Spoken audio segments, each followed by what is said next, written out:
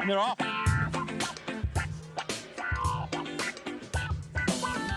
Further Faster, the best independently owned outdoor store in the known universe, whether you're heading out on climbing, paddling, tramping, or running adventures, look no farther than Further Faster for all your gear and expertise needs.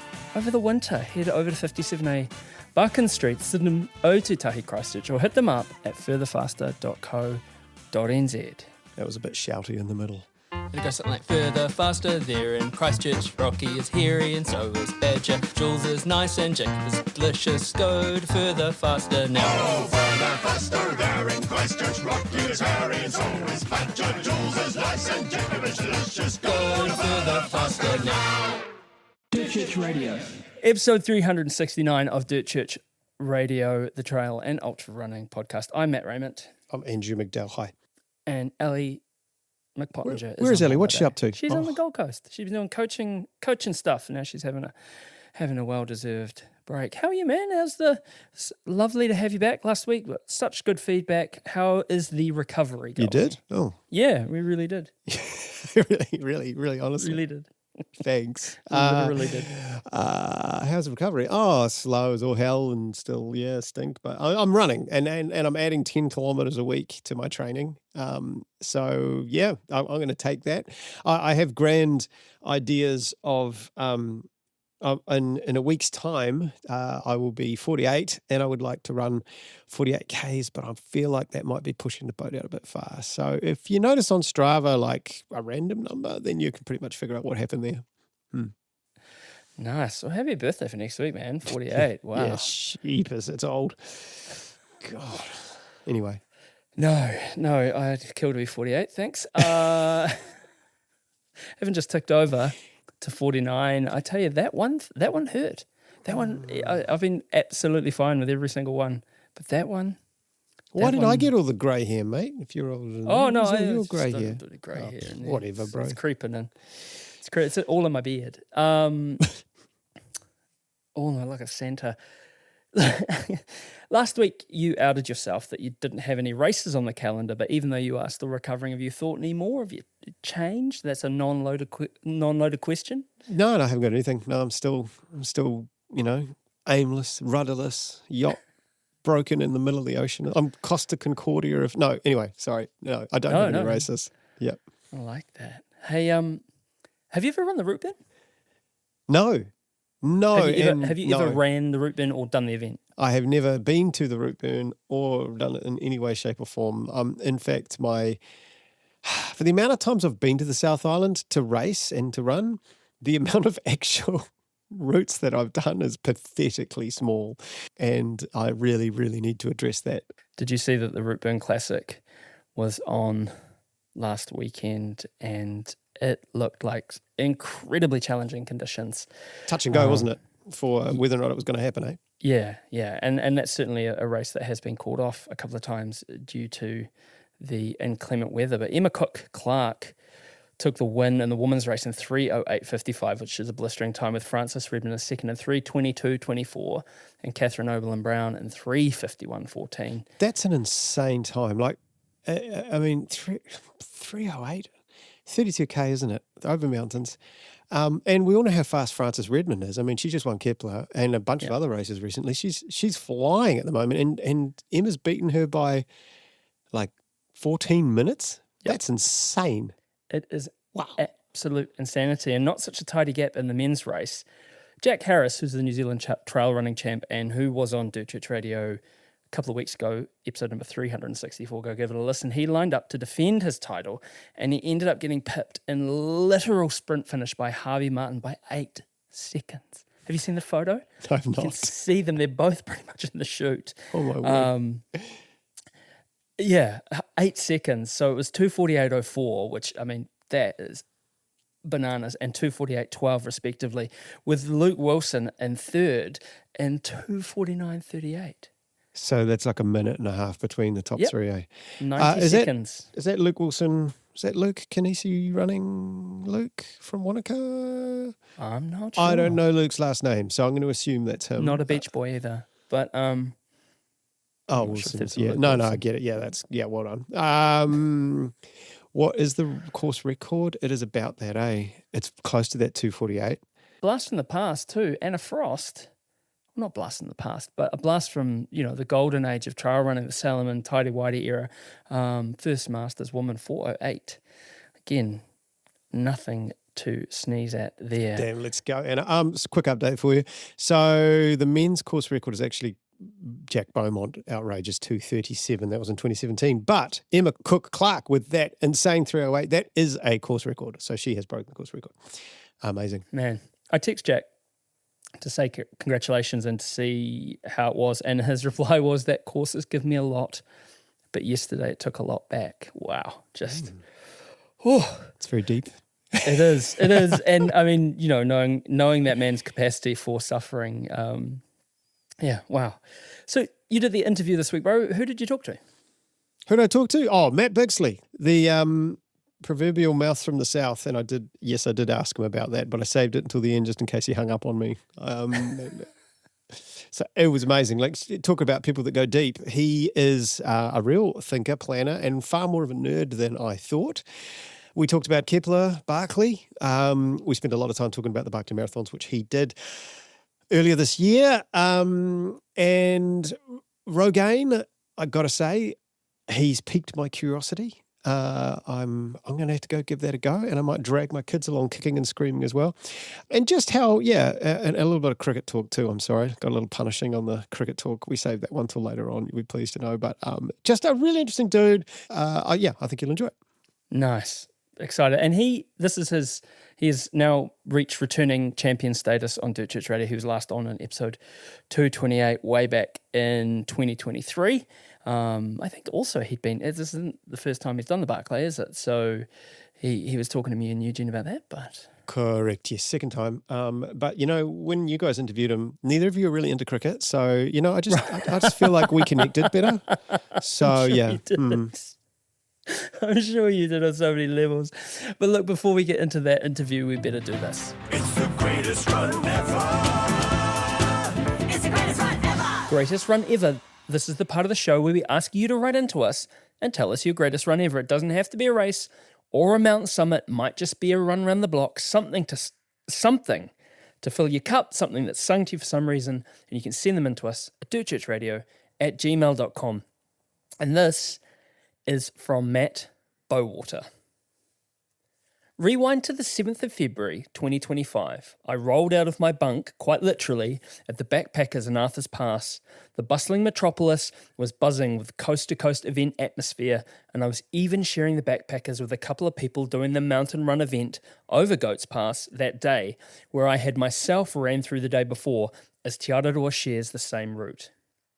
At this point, I was approximately 2,230 kilometres deep and a few Everests of climbing into a 3,060 kilometre journey along the Te Araroa, from Cape Reinga to Bluff. So although I'm feeling weathered and washed up, I'm starting to get a sniff of success, as the end result in Bluff doesn't seem like such a pipe dream anymore. Today's plan of attack was to rejoin the trail from Klondike Corner and continue south and over through to Hamilton Hut, where I'd booked a bed in the hut for the night. It was just a gentle, in air quotes, 25 kilometres with 1,000 plus metres of climbing day today, and due to the logistics of the hut camp spacing in this section, which was very tame in the grand scheme of things, so I didn't rush out of bed, and after a sleep-in and a breakfast of champions at the shop once it opens, and Matt writes here it was a steak and pepper pie and a mocha with 3 sugars, I was off like a bride's nightie.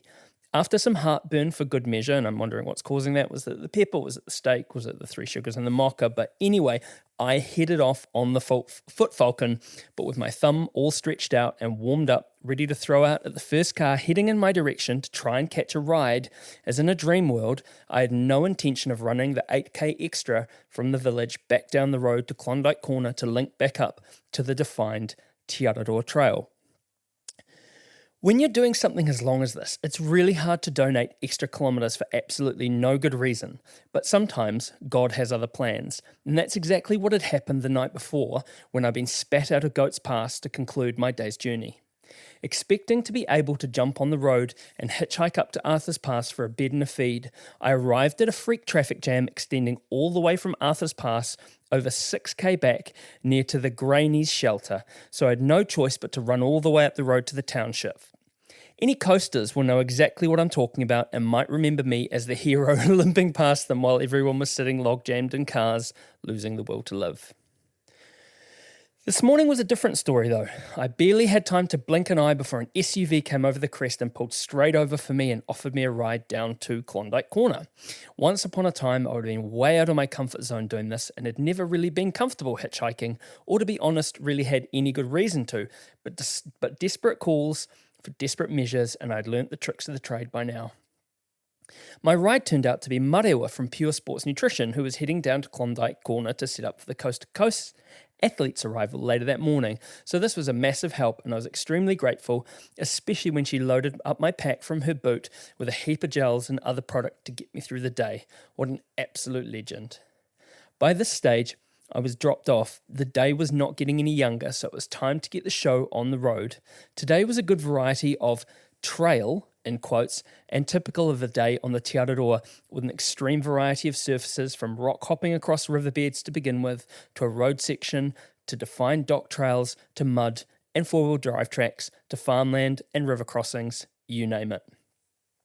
One of the early highlights of the day was the large bin of sheep food a farmer had left out by a fence for all the hikers to feed a paddock of sheep, who conveniently were all of a sudden your best mate and lapping up pats and carrying on like a golden retriever since they knew they would be fed.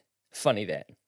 As mentioned earlier, it was the morning of the Coast to Coast, and that the two-day competitors would be arriving down onto Klondike. So after a couple of hours of climbing up to the lagoon saddle, it was still enough that I could hear the megaphone way back down at Klondike Corner with instant flashbacks from when I was lucky enough to complete the race a couple of times in the glory days. When I arrived at Hamilton Hut, it was only early afternoon, so I listened to my gut and made the executive decision to press on. I took the small detour up to the hut, poked my head in the door, and scribbled some lies in the hut intention book, and then told a few innocent bystanders that if anyone showed up without a bed tonight, Christmas had come early and they could have mine. Another thing that had the community buzzing was that Carl Sabe was not far away and was hot on my heels while absolutely annihilating the FKT of the Te Araroa. Although nowhere near his pace, I had a vision that he was going to catch up and pass me during the day and give me a pat on the back, so I was running scared but also quietly hoping I would encounter him. It was Murphy's Law because I was running like a blue-ass fly. He never actually caught me, and the next day he overtook me while I was having a rest day down at the pub in Methven. The bread and butter of the runnable trail was from this point onwards after Hamilton Hut, as the valley opened up into a mixture of farm and goat tracks meandering alongside and often through many river crossings down towards Lake Coleridge. I took advantage of this and really pushed on, making good time and really starting to find my mojo. My latest plan, which has been known to change, was to try and get to the powerhouse campsite, but yet again I was running with authority and could taste the barbecue at my mate's house in Methven, so the second I got the first bar of reception near the top end of Lake Coleridge, I swiped away a couple of Tinder notifications and then made the Mayday phone call to my mate that I would be a day early if he could drive up to the trail end and pick me up. By the time I high-fived my mate and his missus at the pickup point, it was right on dark, and with my headlamp still on, while sculling back a full cream can of Coke, that was finally the end of a spontaneous 69, he says, don't say it, day. Look, I don't make the rules. Nice. Although I didn't set any records or even remotely close to Carl Sabe during my mission from Cape Reinga to Bluff, it was a massive life goal of mine with so many highs and lows, and this day in particular was one that stuck out in my mind. Skip forward 1 year and I've been lucky enough to be given another opportunity to run and fast pack the length of the South Island in the opposite direction on the Te Araroa from Bluff to Picton, and Marewa and Pure have contributed all of my gel components for the mission, which I could not be more grateful for. It's people like her and experiences like these which make me so grateful to have fallen into this sport. Although I've been lucky enough to battle my way through a fair few missions and adventures over the years, it's not often you have a day compacted with so many different encounters, experiences, and memories, and for that reason, this was my greatest run ever. Thanks, Matt, and the rest of you, please send them in. The cupboards are getting bare. dirtchurchradio@gmail.com. 8 years, never missed a greatest run ever on an episode. We don't intend to start now, so yeah, send them in, dirtchurchradio@gmail.com. Dirt Church Radio. Right, let's get into our conversation with the one and only Matt Bixley. Well, I'm pretty stoked. I'm finally having an official conversation with second-time guest, the one and only from the deep south, Matt Bixley. Mate, how you going? Kia ora, Andy. Yeah, good, mate. I'm like happy. It was like cool to be back on Dirt Church and nice to have a chat with you. It was actually nice to finally get to meet you down at the. It seems like I turn up at the Kepler and it's like I ran with Eugene and then got on and then had a chat with you and got on. It's like you got to come down to Kepler and have a chat more often. Well, that's true. I'd like to go to Kepler every year. You know, that would be great. But yes, it was awesome to meet you at the finish line there. You still have a far superior Kepler time to me. We could start quickly with Kepler because that's actually the first time I heard your name, and that was as a result of an incredible set of instructions that you wrote regarding how to run the Kepler. Kepler my and yeah, and I've got to be honest, I actually I pulled those up yesterday and had another read, and I thought, shit, there's some good stuff here. In fact, there's a lot of common sense approaching to running that you would have written a long time ago that is still 100% accurate today. I stand by all. I mean, it is. It's not so much. It's while it was point to point about how to get around the Kepler. I mean, if you break it down to like each race having quarters or halves or whatever, it's the same thing. And I think the phrase in there I used quite a lot was, "If it's comfortable and easy, stick with that." Yeah. And something like, because it'll all catch up. It'll all catch up with you. It'll all catch up with you later. You couldn't be more right. Like this year, well, I say end of last year, I had quite a slow first half. But some of that was very deliberate. And I was thinking, you know, is it comfortable? Yes, it's comfortable. Good. Stick with that, you know. And then you get to that 30K and you're like, you know what? I'm just going to give it a squeeze and see how the second half goes, because it's obviously so runnable. But every other time I've done it, I've got to that runnable bit and I've been wrecked. You know, your quads are rooted from that massive downhill and all this sort of carry on. But I thought this year I'm going to be so boring. I let all these people go past me on the downhill. And I ran that last 30 in like 2 hours 50, which wasn't enough to get a PB, but it certainly pulled me a long way closer than I was going to be. Yeah, see, 250. See, I've done 21 Keplers now. I reckon I've got it mostly right about 3 times. Yeah. And my fastest second half is still only like a 255. Because when I did 550, I was 255. Wow, that's amazing. Yeah. But Michael Beaumont, Gene's brother, Gene's a favourite guest. That same year, Michael Beaumont, he ran like a 305 and then like a 240. It's like, you bastard. Wow. And went wrong, straight past me. It's like, bastard. Someone passed me at about, I caught up to a guy and in full send mode, you know, feeling really good, 45 Ks in, just going for it. And I passed this guy, but it was one of those like super slow passes because he was obviously having a really good second half as well. But I thought I'd done enough and I hadn't slowed down. I'd been sending it and I sent it for another 5-6 Ks, absolutely going for it. And then boom, he went past me like I was standing still again and I could never catch him. And you're like, geez, you might be having a good day, but someone's having a better one. Gareth Morris did that to me this last one. I don't know, when he flew by me, Rainbow Reach-ish, and he just went and pushed me out of M50s. It's like, you bastard. Oh, geez. He will enjoy that. He'll dine on that for a while. Well, he did all his training when he was 49. He turned 50 the day before it. It doesn't count. Yeah, I've got 2 years more. I'm 48 in a week, and then I've got 2 more years until the next category. That should be fun. See how I go. Old and feeble.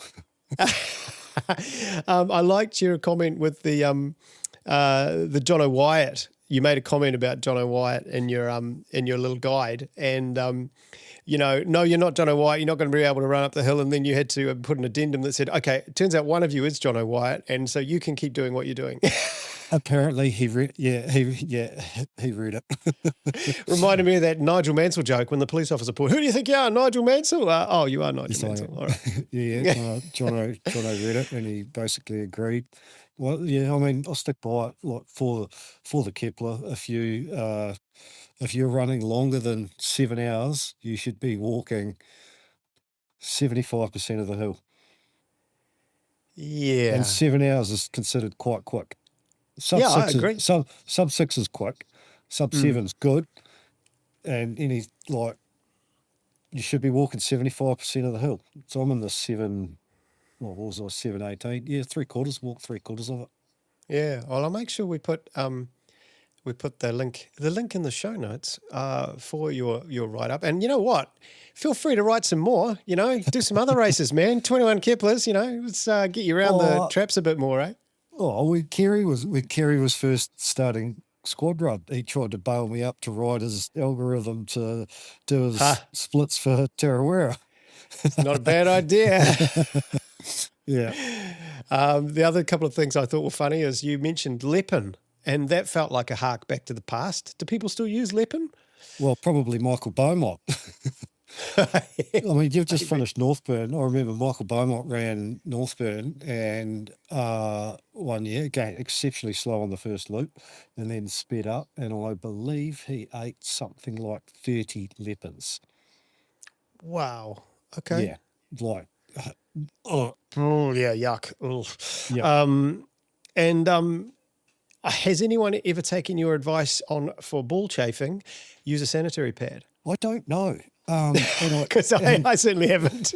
But I did. I used to do it like it used to be all the time. That came. I picked that one up. It was the Sri Chinmoy. It was the first 24-hour I ran, and it was wet. And I had the lovely Nick Clendon, Simon Clendon's wife, looking after me. And it was rubbing, and I changed my strides a couple of times. Got the Vaseline in, and then it was just like how to like, and then it was just an excuse, like all the language. How do women deal with this every month? And I just had an epiphany. A pad, put a pad in. It's soft. Put a pad in, and it worked. And it worked. Okay. It worked, and I used it for a number of years. I haven't had to for quite a while, but yeah, it worked. It was a legit thing, and I'd have it in my kit. I'd have a pad. I'd have a liner. Yeah, it was legit work. It was one of those things. Just like put your little ego aside and do what you got to do. Now, mate, I want to pivot a little bit here from a course that you know extremely well to a course that you can try and know well, but a certain man in a red swan dry doesn't want you to know it very well. You've just come back from Barkley. How was it? Yeah, it was good. It was so much fun. Like just legitimately good fun. I probably left it a little bit too far between drinks, so to speak. How many years? When was the last one? I first went in 2015, and immediately before the movie came out, the Race That Eats You Young movie that was filmed in 2014. I went in 2015.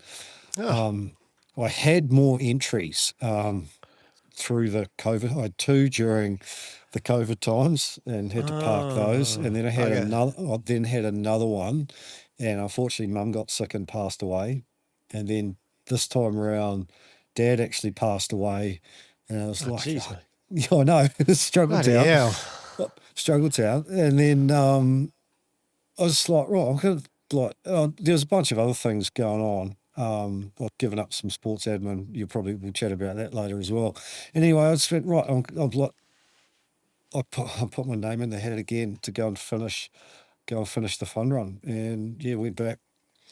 The park is just stunningly beautiful. Like on Frozen Head State Park coming out of winter. It's naked, it's brown, it's red, it's rocks and oak and leaves on it. It's incredibly beautiful. Wow. As nice a place as I've been anywhere in the world, anywhere in New Zealand and things. It's a really stunning, beautiful, history-filled park. Conservation Corps had land there.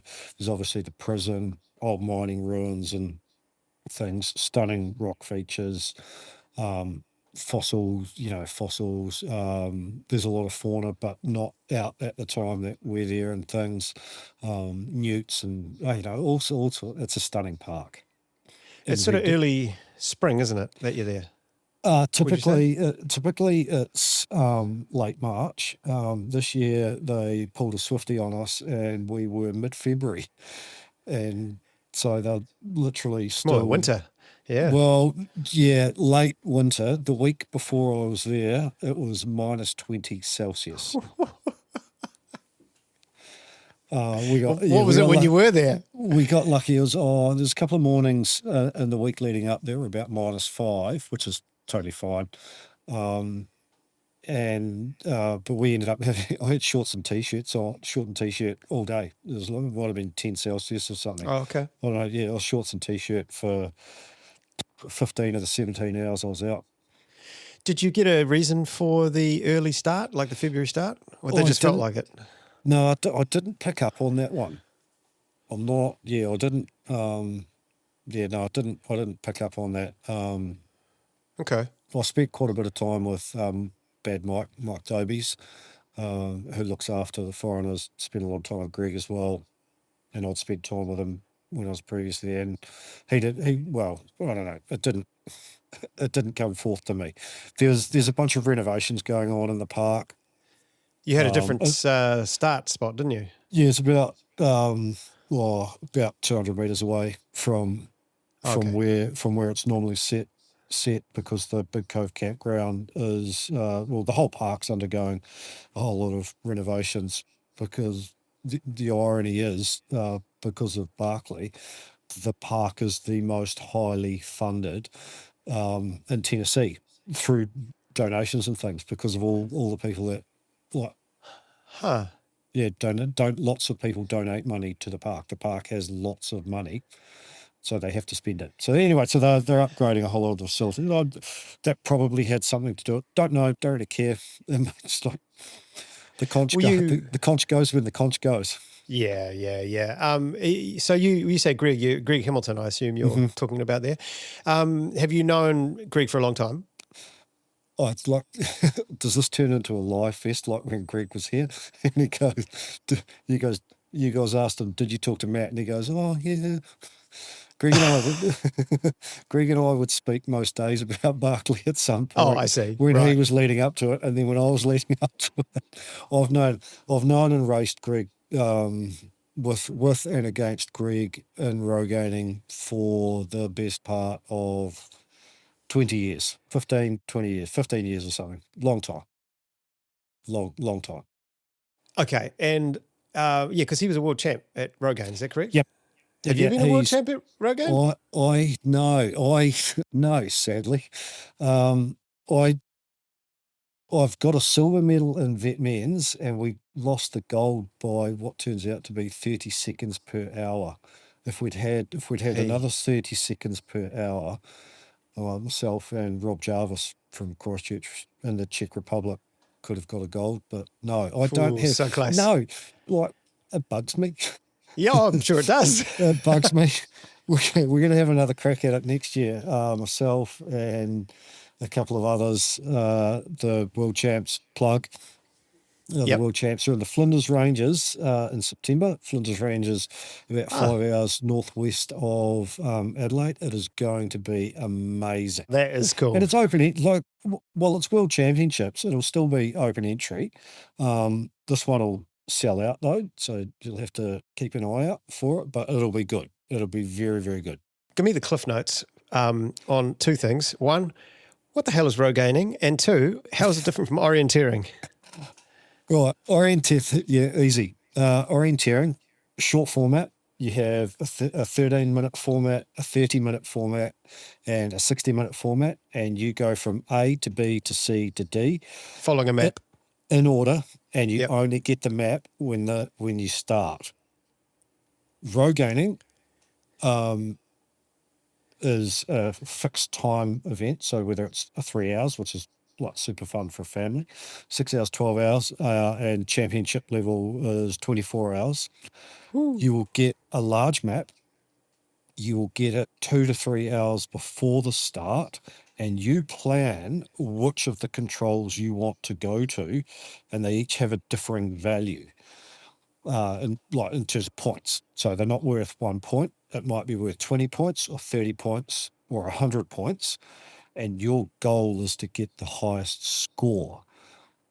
So Wow. you Okay. could go and get more controls, but a lower total score. You've got no idea what anyone else is planning. No, So you got no it's idea. just you as a team. How many on the Scatter. team?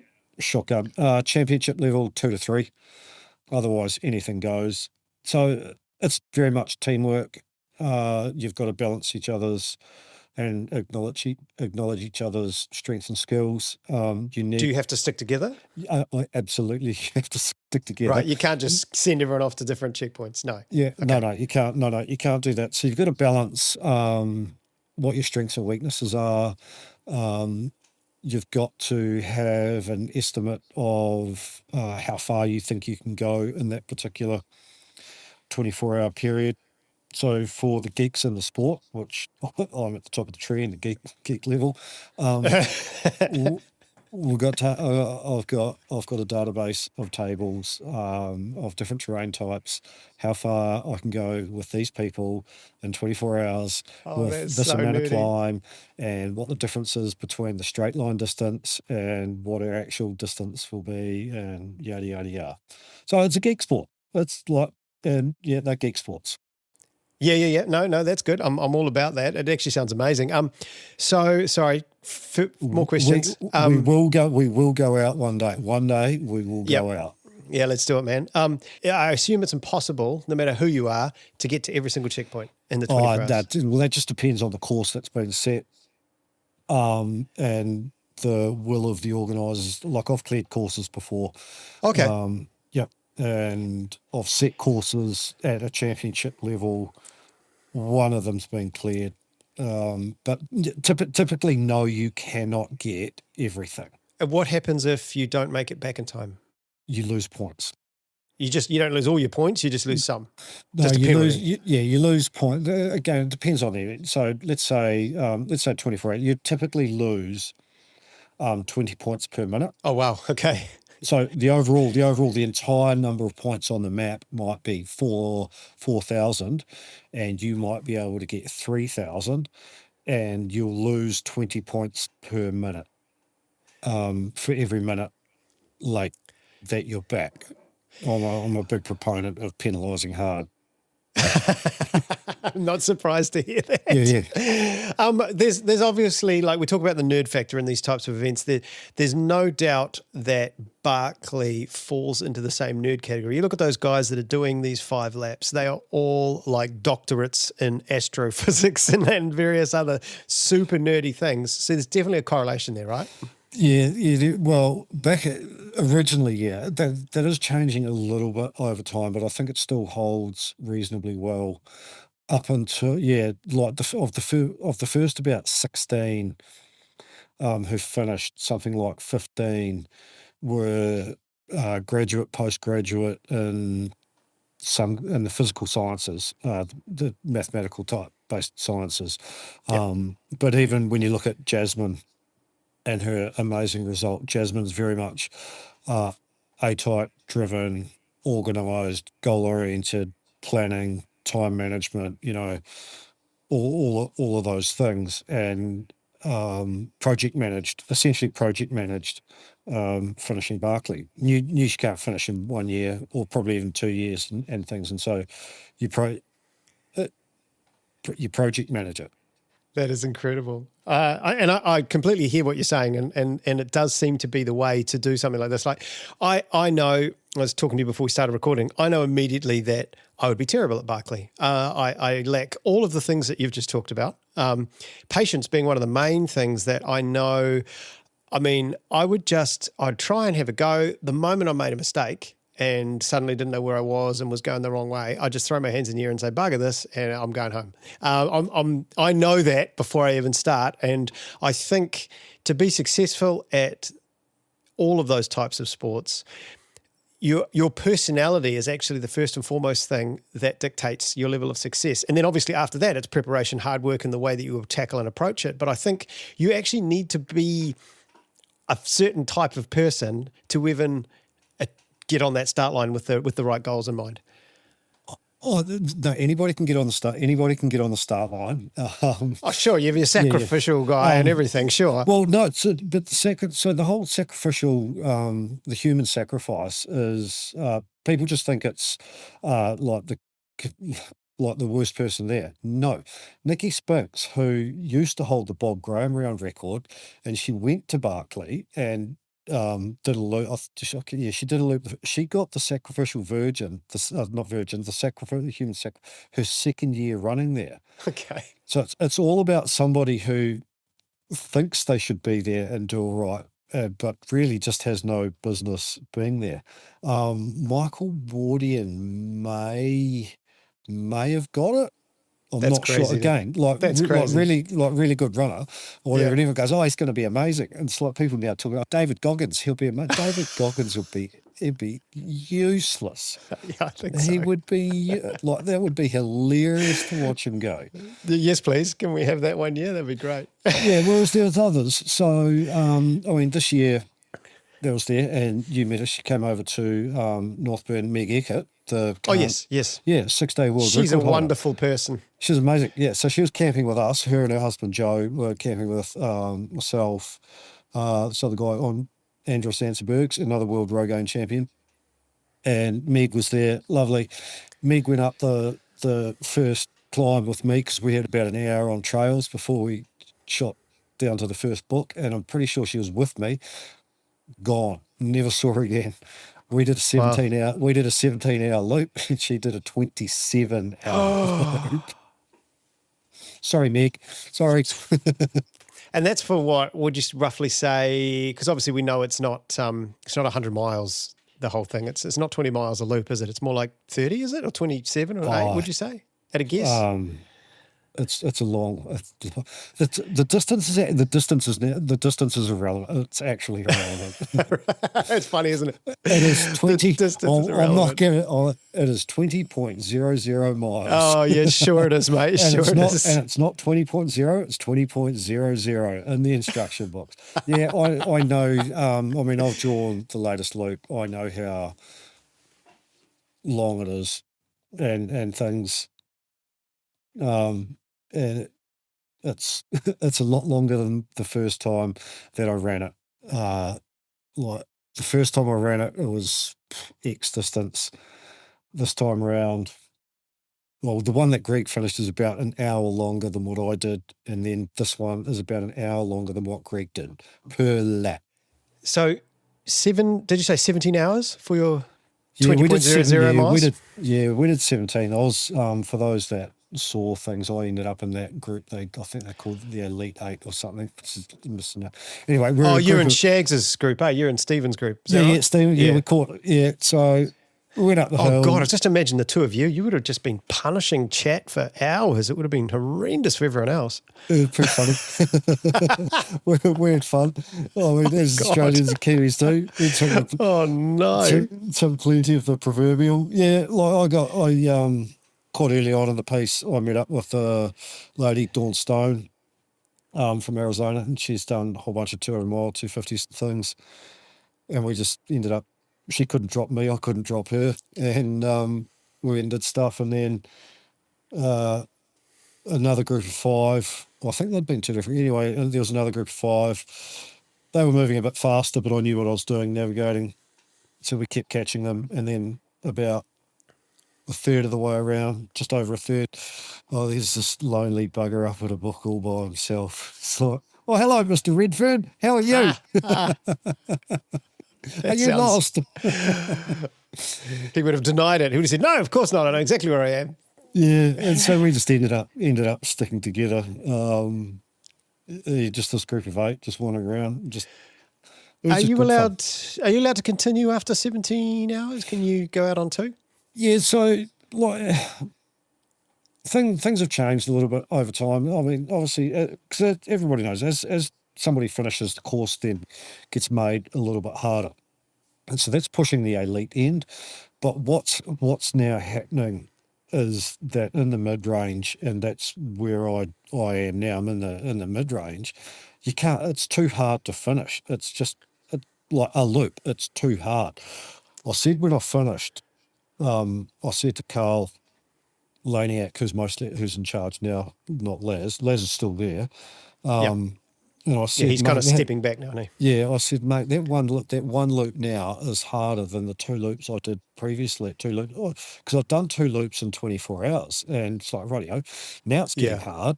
Whereas this, the actual loop is just so much physically harder to finish. But the irony is, about halfway round when we realised we weren't going to get the loop done in time, it just turned out into a big walk in the park. It was just like, amazing. It was just like a super fun day out. It was just really enjoyable. It wasn't hard. It wasn't like, it's physically hard, but like, it wasn't taxing at all. So obviously, it was just fun. Sitting in comfortable suburban Auckland that I am right now, I'm trying to wrap my head around why it takes, let's round up, let's call it 40K for the loop. What is it? You say it's hard. Like 17 hours for 40K is obviously absurdly slow. So what is, I mean, are you like climbing with all 4 parts of your body? Like what's going on? Yeah, it's steep. It's steep up and it's steep down. There's one of the other, like, giving away all the things. That's what I'm trying to get out of you. Right? Yeah. Yeah. No, I mean, it's just steep. Like, so Greg and I did all the calculations to do loops. You've got to be able to climb and descend 450 meters per hour and do 4 kilometers per hour. That's to get the loop done in time. Which is 12 hours. Yeah. Well. Yeah. 12 hours. Yeah, to do it in 12 hours. Right. And so it's steep. It's really steep. Really steep. Okay. Like, if somebody was standing in front of you, you'd be licking their boots. Yeah. Okay. Yeah. And they're like a metre in front of you, but they're like a metre above you. Yeah. Okay. Yeah, the slopes. Have you done Mount D, Mount Difficulty? No, but I have been harassed so many times now to do it that I think I might have to pop down and do it potentially this year. So it's on the cards. Yeah, it's steep. I mean, it's steep. Okay. So it's not the nav or anything like that. I imagine the nav takes a little bit out of it, but like that's not really a huge factor, is it, in the time? Yes and no. Again, yes and no. Meg took 27 hours because they spent 4 or 5 hours looking for one book. Oh my God. Whereas I am not cut out for this. No, at all. Like, as a general rule, and then referencing to orienteering, I'd consider the nav generally to be at the level we'd put 14-year-olds on. Okay. So you're going to the top of a hill, or you're going down a hill to a stream junction. But you have to know which stream junction. What I'm taking away from that is that you probably find it really easy, the nav of Barkley. Well, yeah, it's easy until it gets hard, and then it's easy until it gets foggy, and it's easier and it's easy until you're tired and yeah. Well, yes, a little. Well, Greg, that's what Greg found. So, like, after 30 hours, then it's hard that you get tired. But it was like things like we were going down one. It was with Dawn, and she'd done the section before, and I hadn't. So there was only about a third of the course I was familiar with. Right. Anyway, it's changed that much. Yeah, it changed that much. Anyway, Dawn was leading down a piece and she got it wrong, and I just let her go and lead down it, and she got it wrong. I picked up quite early that she'd got it wrong, and I said, "Hey, we've gone wrong. But I knew exactly how we were going to fix it, and just run down round the corner, fix it, and there's the book, and ran right round to it, and I was standing within 2 meters of the book for about 5 minutes. It's the lick skillet one, and I couldn't see the blooming skillet on the ground. And it's like a big frying pan. I couldn't see it. It's like, So the skillet's over the book? Yeah, the skillet was over the book. And so it's like, for me, it's that kind of, I knew where I was, I knew what we'd done wrong, and I knew how to fix it, and like without thinking. And we did that. I did it at another piece as well. I made a mistake. I thought the rest of the group had missed something and they were going a particular way. And I went, oh, bugger it. And so I took 4 of us. I just said, we're going here and I'll fix it at the bottom. And I walked into the book as the other team. arrived as the other 4 arrived at the book. And I imagine once the sort of time's blown out and everything, it's total camaraderie, right? You're not trying to, like if you have an opportunity to see a book or help other people, you don't care, right? Yes, I'll help you, of course, You've got to team. You've basically got to team up the whole time anyway. For something like you can. There's only a handful of people who can do it on their own. Greg would have been one of them. Like the first time I was there, I basically did. I was on my own for most of the 2 loops. But we just like had fun because we had start of a joke. A Scotsman, an Irishman, an Australian go walk into a forest. So we had a Scotsman, Emma Stewart from Ireland. She's won Tour de Giants and 11th at UTMB. So that's the level of people that are hanging out with. Ian, Dawn, Ellison, Cesar from Brazil. Ellison, I think, is Colorado. And a guy CJ from Ohio. And everyone chipped in. Everybody contributed to the nav. Or those that weren't quite as strong at the nav, a couple of them dug into the book descriptions and things. We said it's just such a fun time out. It was a really fun day out. Okay, so it's interesting, isn't it? It's a different perception of what is success and what is failure in a race like that, because it's not a standard race, and success is not your standard definition of success, is it? Would you consider that a success? It sounds like it. It sounds like you had a bloody good time. It was a fail, mate. It was a big fail. It was a successful fail? Well, I went to finish the fun run. I had a really nice time. I really enjoyed it. But it's too hard. I'm not prepared to do the training required for what would now be just to be able to. I'm not prepared to do the training required just to finish a loop, let alone finish the fun run. I should have finished the fun run the first time.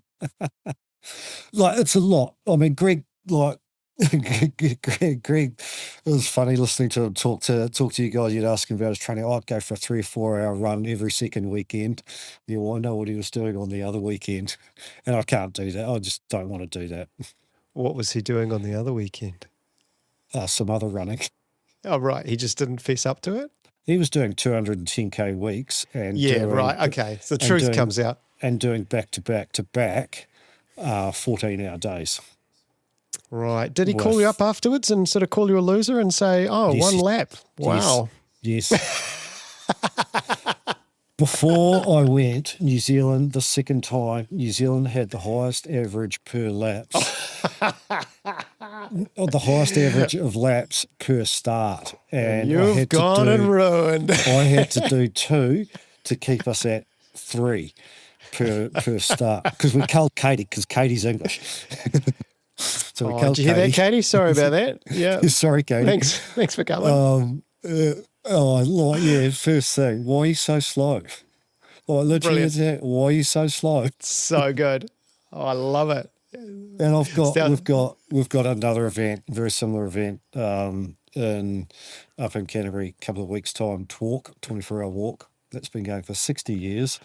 And I'm going to say, it was where I race with Greg most years, and I'm going to have to listen to 24 hours. So slow. I hope he turns it right up, mate. It won't just be. It won't just be him. Oh, mate, don't worry. I get it from plenty of people all the time. That's actually brilliant. So is that throwing in the towel then? It sounds like you're admitting defeat. Oh, yeah, 100%, totally. There's just other things to go and do. Another Kepler? Well, yeah, Kepler. I mean, I've got nothing. There's nothing for it. It's really beautiful, but it's a really long way to go to fail. Yes, which is what Laz said. Which is what Laz, first thing when I finished the first time, Laz said, that's a long way to come to fail. Oh, that hurts, eh? Well, it is. Especially pain in the ass. Yeah, no, it's fun. I've done my time. There's others. There's a couple of other Kiwis who were on the wait list this year. One of them may have blown his biscuits. The other one, I think, has they're doing their time and they're getting in the old school hard way and just building a resume, making a name for themselves. And Oh, I wonder who that is. I presume you're not going to tell me. I should know. No chance. No chance of that. But I think they're going in with the right mindset that it's not a box ticking exercise. That they're not just trying to tick off, oh, I've been to Barkley. They actually want to go and, they're building their skill set. They're doing things. They might get in next year. Don't know. That's exciting. I look forward to finding out who that is. Has the hype sort of died down in the, let's call it the village, in the car park? Like, you know how it got pretty crazy there for a while? I lucked out yet again because I went first time again before the movie came out. This time round, because they pulled it forward a month and the park was closed, there was no one there. It was awesome. Wow. It was just the 40 people running, and you're all limited to one crew max. So there would have only been like 30 crew people there. And the 10 or 12 or the race staff, because there's a bunch of race staff and people involved in the event. It's not It was never just Les and Carl. There's about so there was no one there. There was hardly any media. It was awesome. Yeah, you could just focus. Did you have to bring a license plate again, or is it something different for a second time? No. This time around, so I haven't finished, so I don't have to bring a pack of camels. This time around, it's usually something. It's usually something random. Pack of camels for if you finish 5 loops. Pack of camels. So I mean, in the Filthy. past, it's been thick woolen socks or white cotton shirt. This year was a trinket from your country. So being more or less the middle of winter, I picked up Carl. I picked him up an All Blacks beanie, one of the old black woolen All Blacks beanie. Now I saw there was something on the news the other day that they might have all gone. That business might have gone belly up. I'm not sure. Anyway. Oh, okay. Yeah, no, it was trinket from your country or something. Oh, and we had a potluck dinner, and you had to bring something, your national dish or something from your state. And I had this Airbnb, and by chance it had just a little cabin one in the middle of nowhere, and by chance it had a slow cooker in it. I sourced some lamb, and I did some slow cook. I took roast lamb. Went down a treat. I bet it did. Bloody good job. Maybe they will invite you back. There's other stuff to do. Including what sounds like an amazing World Champs. Will that be 24 hours, the one in north of Adelaide? Yep. They may have a short, I don't know whether they're going to have a shorter event there as well. In Spain last year. Okay. Because sadly I had to go. There's 24 hour, but they had a 6-hour event as well, and I did that with my wife. It was fun. Adelaide, no, 24 hours. But you don't have to stay out for 24 hours. You can just go and do your thing. It'll just be a high quality event. It'll be a great map. The terrain looks amazing. Absolutely stunning. Google Flinders Ranges. I've seen, Stephen, speaking of which, he ran a ultra in Flinders last year or the year before. They ran a 100-miler in the Flinders Ranges. Oh, really? Awesome. Oh, not the Heisen Trail one, which isn't quite in the Flinders. Okay, maybe I'm a little off. Yeah, maybe. Yeah. I don't know. Anyway, Heisen Trail is up from Adelaide, but it's all in that. That does actually ring a bell. Yeah. Yeah, I think that's Trail. what it was called. Oh, but Heisen Trail's like the full length of it's like 1,000 kilometres, so they may have done it up. It wasn't quite that far, I don't think. It looked like a loopy, circuity thing. Yeah.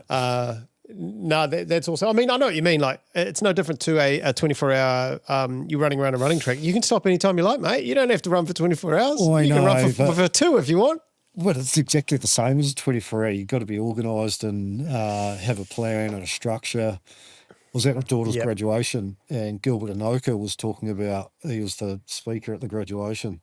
I was like, talent won't get you through the hard stuff. It's structure and organisation. That's what gets you through the planning, structure and organisation gets you through the hard stuff.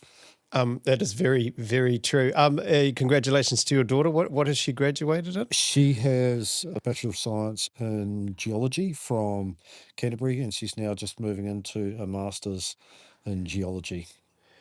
Ooh, far out. Yeah, I know. I've got my qualifications, and I now she puts the spiel out, and I pop out the AI to get it to summarise what she said. Oh, you can talk. Look, I read now. I came across something, and I know this is slightly out of date, but I didn't. I mean, you talk about you being a bit of a nerd. I didn't realize quite how much of a nerd you were. The full You're like. This is from a little bit. You've joined the Nessie application support team based in Dunedin, now Rianne's. Yeah. You come from a bioinformatics and quantitative genetics background with Otago University in ag research. I mean, I don't know half of that stuff. I need AI to summarise that for me, mate. Far out. So I did a chemistry degree, and then I did a graduate diploma in applied statistics. Ag research. I was doing quantitative genetics, so I knew Paul Charteris. He was doing his PhD in the same field, in the same company, in the same group before he started Total Weird. And Tim Day was doing the same thing. So I've known them. Yeah, so I was doing that, and sheep, deer, cattle, breeding values, stuff like that, and then made redundant. Job at Otago University, and we were doing human sequencing. So we had a big sequencing project, and so myself and another guy, Murray Cadzel, were doing a sequence alignment. It was the largest human sequence alignment project in New Zealand at the time, 1,200 odd, with a whole lot of physical traits, and got to work in gout and diabetes with Ngāti Porou Hōora, and Eastern and Western Pacifica populations, and looking at gout and diabetes. And then because we were using high performance computing, I've ended up in a support role helping other people use our national supercompute network and things. So the full nerd. That is full nerd. And you're inside the stadium as well? Is that you inside Forsyth Bar? Yeah, so I'm not employed by Otago anymore. I'm employed directly by Rianne's, but I still have an office space in the stadium. Kind of nicely, I sit on the third floor and I look down on Highlanders training, and they're like literally across. It was quite nice. It was like a really lovely place to work, nice facility, and park light and lunch. Go down and over summer watch Otago play cricket on what was my home ground, Club Cricket Ground, the University. Oh yeah, I want to talk to you about cricket because we share. Yeah, I know, mate. We definitely share a passion for the beauty that is the 5-day game. Oh, I love it. I grew up on the sport. Played it to a very poor club level, but that meant that I was good enough. I've played with straight out name drop. I've opened the batting against Shane Bond and Chris Martin. Bugger that. Yep. Geez, what was that like? That'd been horrendous. Chris Martin broke a rib. Chris Martin broke a rib. Oh, it was fun. Word. Yeah, but got to play, because it was like back in the days when like the young fellas would still be playing club cricket. So with against Mark Richardson, the McCullum brothers, and all of that kind of stuff. It was like fun. So you're always exposed to all these people. That I was always exposed to, like really top end driven, high performance athletes. Who'd you play for? Canterbury? No, God, no. This is just playing club cricket and stuff. Sorry, I mean Canterbury region? No, I played for Burnside West. I did some age group for Taranaki, or not age group, sort of development level, whatever. But I was the useless one. Dad was good. My brother was really good. My brother's daughter played for Central Districts. Oh, cool. And his boys were good as well. And the irony is, I was so glad my kids didn't play cricket. It's a long time watching. They got into the orienteering and stuff as well, thankfully. I actually quite enjoy watching my daughter play. It's I worked out very quickly that the more you can help out, the more interesting the day is. So yeah. learnt a lot of umpiring rules that I never thought I needed to know, so that I could help out with umpiring, and then just some general sort of coaching and warm-ups and things like that, and setting up the field and stuff. And suddenly the day's a lot more involved. It's a lot more interesting and fun. I wouldn't want to just be sitting on the sidelines for the whole thing. Yeah, my brother did. He's gone on to coach like Tasman regional level sports stuff. But I'd have been the same because I mean, I dive deep into sports admin and stuff. I set and plan rogating and orienteering all the time. I think from 2017, 2015 to 2022 or something, I set, planned or mapped every New Zealand rogaine champs. Wow. Yeah. And then I did, yeah. You just jump in. Will you be doing anything like for this Adelaide one, Flinders one? Will you be doing anything on the admin side of things, or are you purely a racer? No. So I had 7 years as the president of the International Rogating Federation, and I stood down from that after the last World Championships, and that was partly what led to going to Barkley and stuff again as well. It was challenging. I'd had enough. I wasn't doing my own. Yeah, things stopped being fun. Yes, I know what you mean. Yeah, things stopped being fun. You say that there's plenty of other races that you'd like to do. What do you got? What would you like to do? What's on your bucket list? Oh, mate, I don't know. Like, I know you were going to question me about the state of this and that, and it's like there are just so many things, and it leads into that. It's like. And I don't mean in a bad way, but you go about it in your box ticking your Western States and your UTMB. I am that guy, yes. And you're in the Hard Rock Lottery and things.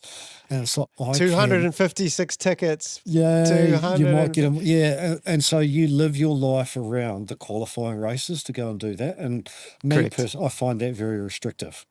It is. It sucks. And there are other, and I know you've admitted that and stuff and things, but I see too many people these days like targeting this. Like, why bother? Like, go and run Ultra Trail Monte Rosa around Monte Rosa from in and around Zermatt and things. Like, that would be amazing. We were living in Spain last year for a couple of months and went to the Tour de France and then popped over to another place in the Pyrenees. And it just happened to be, Anne and I, my wife, went for a run in the morning, and turns out it was just pretty much on the course where Ultra Trail Pyrenees is. And it's like these incredible races. I had a mate bumped into him at graduation, but he raced a lot with. He's off to do I don't know how long the race is, he's a bit broken, something in Lombok in a couple of weeks. Where's Lombok? Vietnam. Oh, wow. Okay. Somewhere. Southeast Asia. Yep. Somewhere Southeast Asia. But there's amazing places where, there are so many things. John Bain, who you well know. Mate, how much did he crush that? Just popped out. I know, I've seen it. I was so happy for him. 10 years 245 kilometres? What the hell? It took him 10 years of trying to work out how to do the stuff properly. 245. But John, but like 10 years ago, he popped over. I can't remember whether he did. It was in Hungary, Turkey. He did one in Turkey, like 120k race or something in Turkey. And I think it was Turkey, might have been Hungary. He said it was amazing. He said it was just this incredible place. But I didn't do a race there, but I had another run. Went to World Rogaine Champs in the Czech Republic, and I went to the High Tatras in Slovakia on the Slovakia-Polish border and ran around. It was incredible, like unbelievable. Like, if you go greatest run ever, the 30k loop that I did in the High Tatras. It was okay. We've covered that off then. Yeah, Turkey was amazing. But when did you do that? That was 2022. That was post-COVID. But there's tons, like same in the States. There's just tons of things to go and do and stuff. I really like the look of Cocodona too. It just obviously turned into a lottery. I've had a run around in some of that area in Sedona. But there's just stuff. There's stuff to do. Some of the other races in the States, not just but it is the Western States. It's the granddaddy. It's the granddaddy of the races. And I was lucky because from here in Dunedin, Jim Curse. He was one of my little idols and mentors when I was first. He ran Western States in 1979. Wow. When it was like before any of these things were cool or even known about. He also did the first. He also did the first Ironman New Zealand in about whatever that was, 1980 or 81 or. And the undies. Yeah. The undies and the crop tops. He would have been too. Yeah. Bloody would. But he did Western States. In 1979. Wow, that really is ahead of the time, isn't it? When did it start? About 1976. Yeah.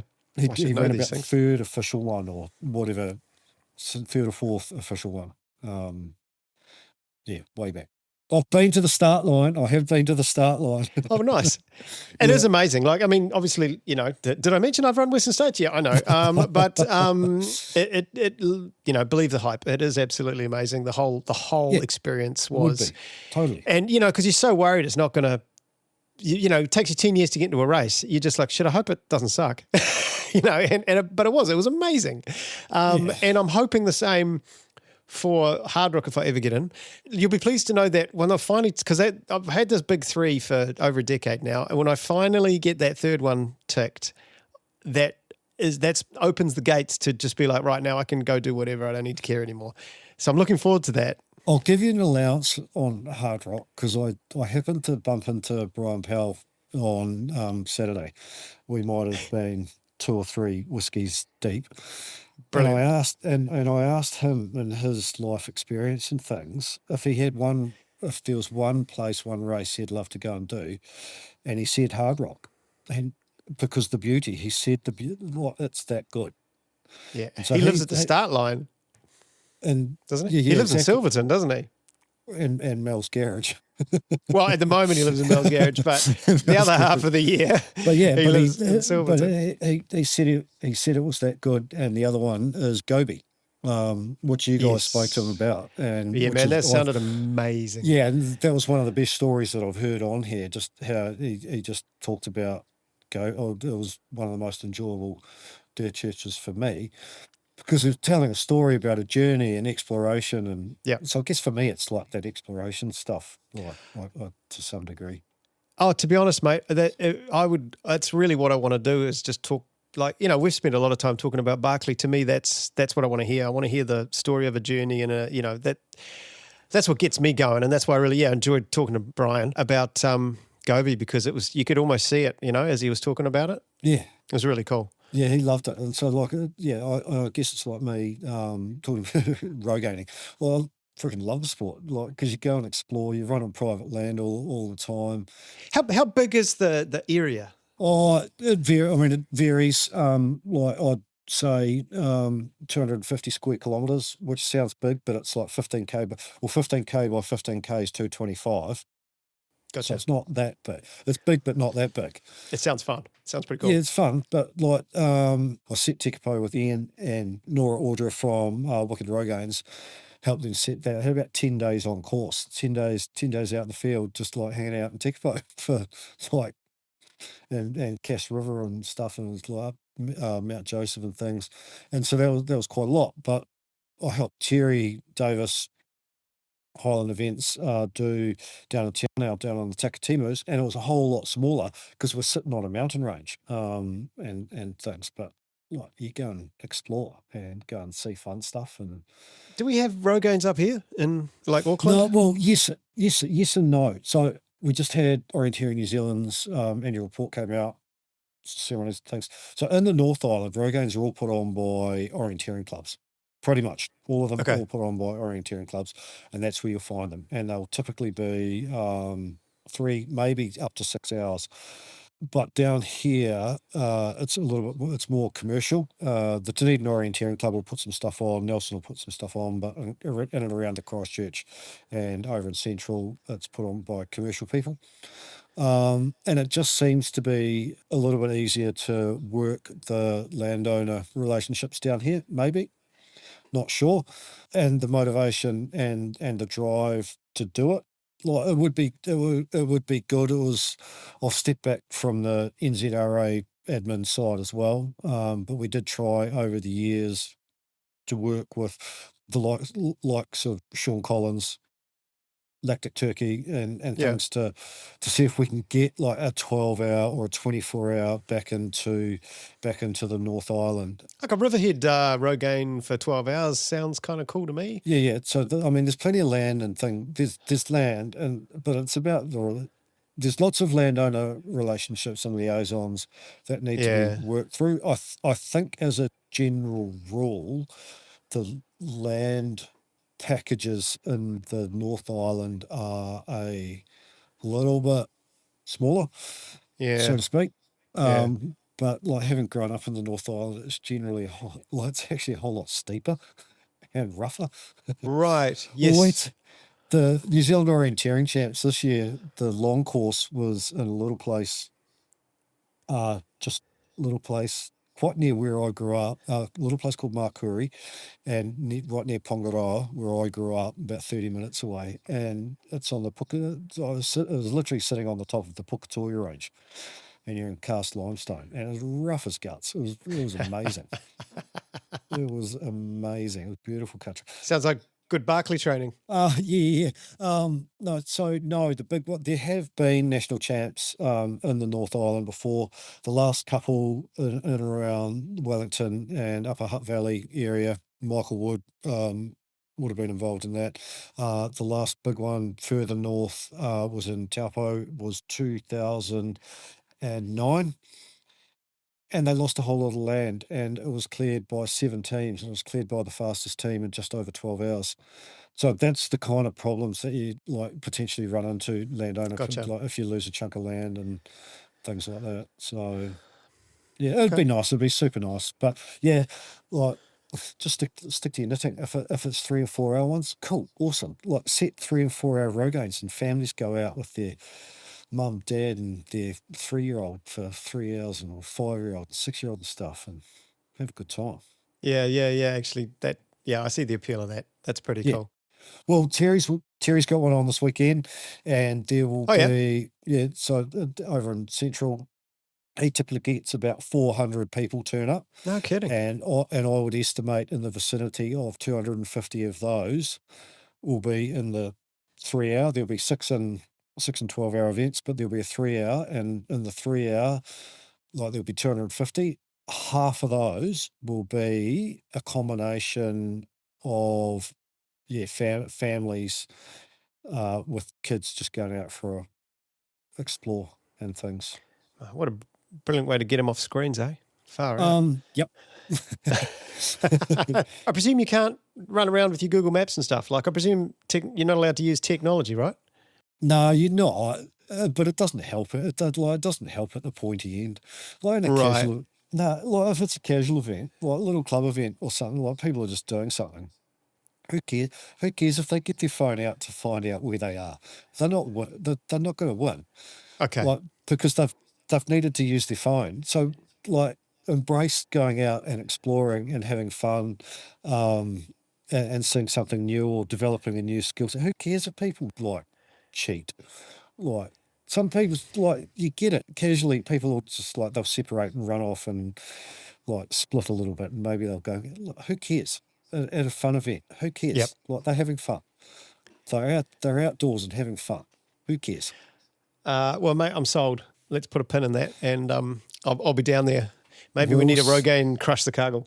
Well, those boys don't start those boys.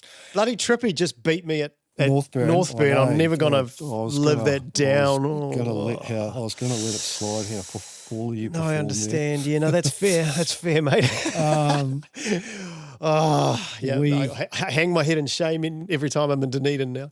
Yes, I spent a lot of time with Steve and Chris doing activities and consulting.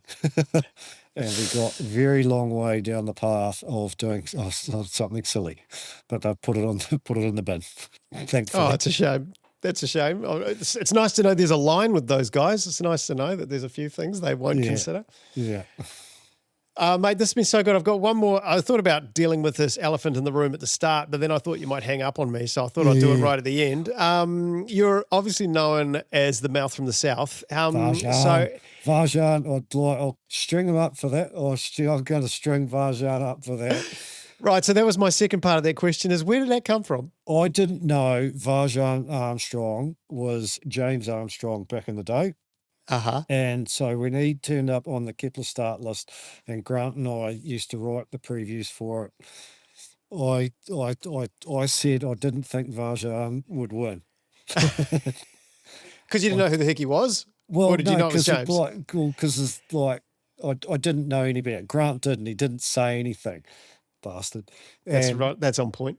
So I don't remember. He's a cyclist now, mate. Doesn't matter. He's not even a cyclist. He's a cycle courier. That's right, Grant. Yeah, He's a cycle we'll get at you courier. when you can't defend yourself. Yeah. Anyway, sorry. Yes. Anyway, so it came from Varjan. He called me mouth of the south. I was like, you bastard, Varjan. Oh, love him. Varjan's awesome. Oh, so he just came up with that out of nowhere. It's brilliant. I mean, it's catchy. It's too catchy. From this day forth, Mr. Bixley will no longer be known as the mouth from the south. Yeah, well, I parked there. I don't spend too much time online anymore. I have a little secret profile. I have a look at this and that. I make comment occasionally.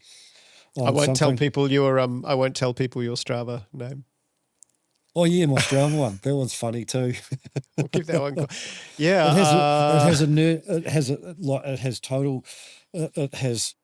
I'm sure it's nerdy as all hell. oh no, people will find it, so we won't.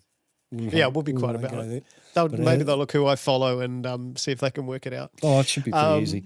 We've covered off your greatest run ever, as apparently that was in 2022. And did you say Croatia, Czech Republic? No, not Croatia. Slovakia. Sorry, in Slovakia. Yeah. We'll do that because then I can then it could be a cop out, and I don't have to actually talk about one. What a long list. Like, mate, the next one, anything with a map in hand, was it a month ago? Anything with a map in hand. That's cool. Yeah, pretty much. Like a month ago, Phil Wood and I, who I rogaine with and things, we went out the back of Naseby, Buster Diggings. And so I geeked out and I made an orienteering map of Buster Diggings from LiDAR data. So yes, the full nerd.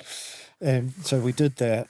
But so we hung out on Buster Diggings for a wee bit and playing orienteer nerds.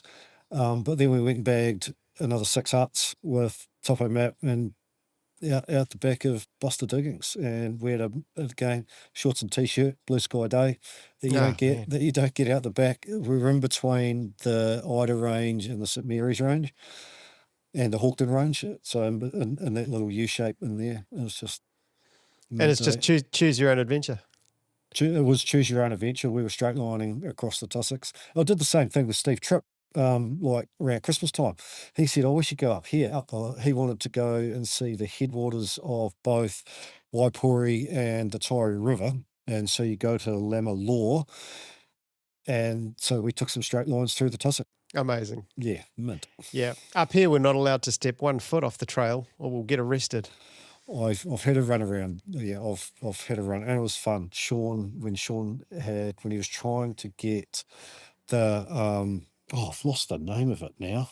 Hillary Trail? The Hillary. Yeah, Hillary. Yeah, that's one. Yeah, and he didn't get permission that first year. So he ran a marathon. We had a marathon, Lactic Turkey Marathon, and it was double loop marathon. And that was cool. Back when the trail was a trail. Yeah, that was cool. And Chris Morrissey turned up and me. Red was fast. James Kugler was there. I stayed with James. Yeah, it was like fun. Mate, that's brilliant. I've learned a lot today, actually, and I hope other people have too. Hope we didn't lose them halfway through talking Test cricket. I hope people hung through there and made it past there. We didn't even really talk about sitting there for 5 days. Imagine we only brushed it. Imagine watching in the last hour on the 5th day, and New Zealand need 5 wickets against Pakistan in Pakistan. And I'm sitting there going, they can do this. And Ajaz Patel, he did it. That's not as 10 for day. But yeah, what was that? 5 or 6 years ago, they took 5 wickets in the last hour and beat Pakistan. That was amazing. it honestly, that you just don't get scenarios in T20s or even one days that you No. get in Test cricket. You just get these weird things, especially on day 5. Things get weird, and it's so good. I got to see, just by sheer chance, because I live near Eden Park, I was coming back from my kids swimming, and we were walking past Eden Park, and there was 1 over to go between England and New Zealand. We were bowling. We needed 1 wicket. England needed to bat out the over for a draw, and Monty Panesar was on strike as the number 11. And they let us in for free. They let us watch the last over, because I was like, "Oh, can we have a look?" They're like, yeah, why not go? So straight in there, and I'm staring at it, and every single delivery was a scene. It was like a movie. Every single one, like the whole crowd's like, ooh. Well, that's like Richard Hadley against Mike Whitney over in Perth, when the umpire, the filthy, cheating Australian umpire. No, it was Danny Morrison. Sorry, not Richard. Danny Morrison, and he had Whitney. Danny! Lamas and dirty, filthy Australian umpire. Okay, anyway, we are going to lose them now if we keep going. They're gone. They're gone. Sorry about that. Although I know Bradley Horton, he's from trail running. He's still listening. He loves his cricket. Good boy. Mate, you're a champion. Thank you so much for your time, and Pleasure. I will be catching up with you somewhere out there in the future as we hold a map and go run around the woods, eh? I'll see you in the places, and I may even turn up at the odd running race. Yeah. Maybe round out that resume from Keplers a bit more. Yeah, mate. Dirt Church Radio is presented by me, Matt Raymond. Ali Pottinger and Andrew McDowell. We're on all the What did I podcast. do? You were great. We're on all the podcast platforms. So like, follow, and give us a rating. It helps. We're on social media at Dirt Church Radio. Email at dirtchurchradio@gmail.com. Now, don't forget to sign up to our Substack for a weekly newsletter and aid station podcast. Don't forget to write in with your greatest run ever. We would love to hear from you, and you can read them on the website too. How are we doing with those, Matt? Have we got... Yeah, we are clean out, so we need some greatest runs ever in. Please, dirtchurchradio@gmail.com. Thanks to our supporters Further Faster and our Substack subscribers in the DCR aid station crew. Stay tuned for our show in 2 weeks when we have another great guest lined up. Mā te wā.